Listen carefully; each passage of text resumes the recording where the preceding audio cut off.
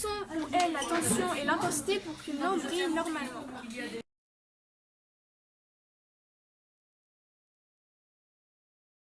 Nous pensons que pour une lampe brille normalement, il faut que la tension à laquelle elle est soumise soit égale à la valeur affichée sur son kilo.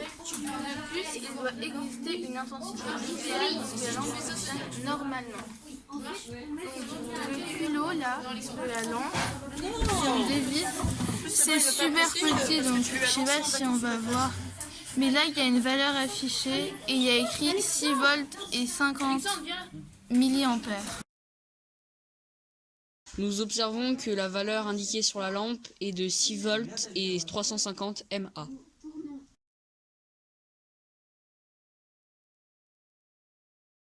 On passe à l'expérience. On a, comme les dernières vidéos, un générateur, des fils de connexion, un multimètre et une lampe cette fois. On a qu'une.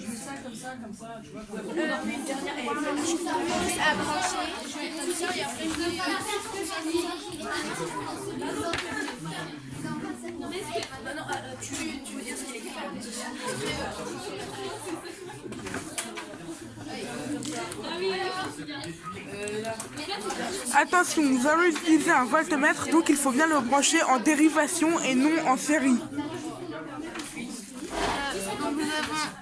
Nous avons branché la borne plus positive du générateur à la borne volt du multimètre et nous avons branché à la borne comme du multimètre à la borne négative du générateur.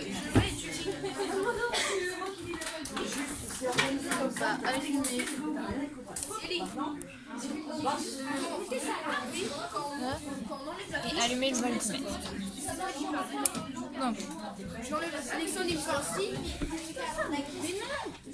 Donc là, on peut baisser. On peut baisser car la valeur affichée est inférieure à la valeur qui est affichée ici. Donc 600. Nous sommes à 200 volts et on voit que la valeur est inférieure à 200 volts, donc on peut encore baisser. Et donc là on voit que la valeur est de 6,06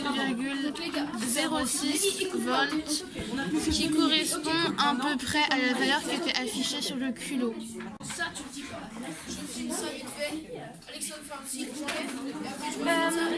Quand la tension affichée par le multimètre est inférieure à 6 volts, la lampe brille faiblement et l'intensité qui traverse est inférieure à 0,35 ampères.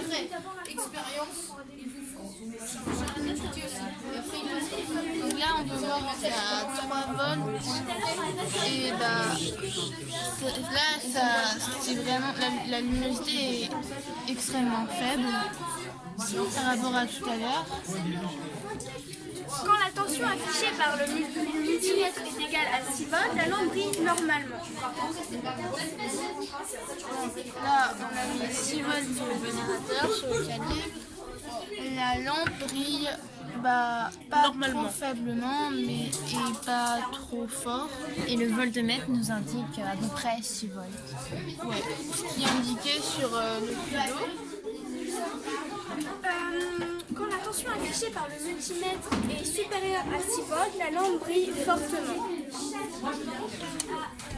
Donc là, 7,5, on voit que ça commence à briller un peu plus.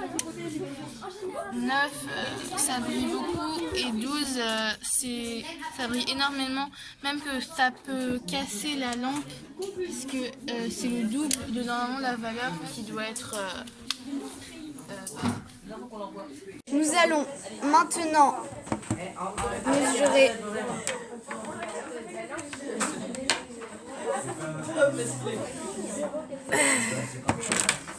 l'intensité du courant à l'aide du multimètre en ampères-mètres. Alors,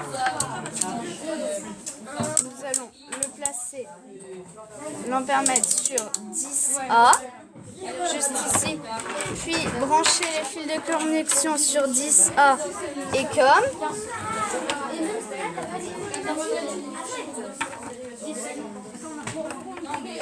Nous voyons ici que l'intensité du courant est de 0,30 ampères. Puis nous augmentons 0,36 et 0,42, ce qui se rapproche de 0,35 ampères, les valeurs indiquées sur le culot de l'ampoule.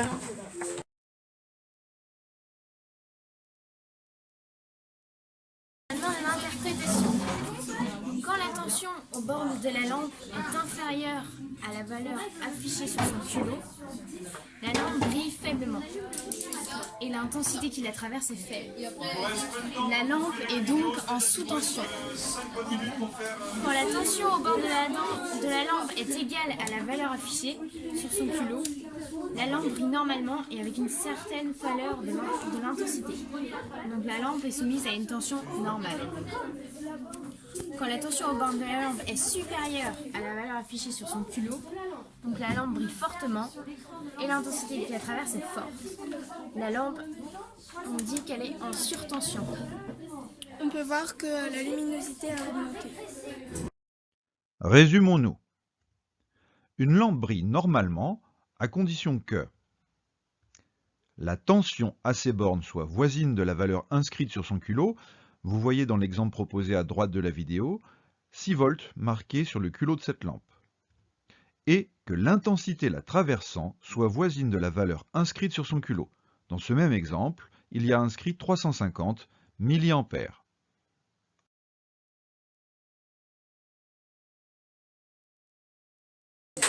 Conclusion, notre hypothèse est juste, mais nous pouvons diminuer la tension du courant par précaution sans qu'elle ne s'éteigne.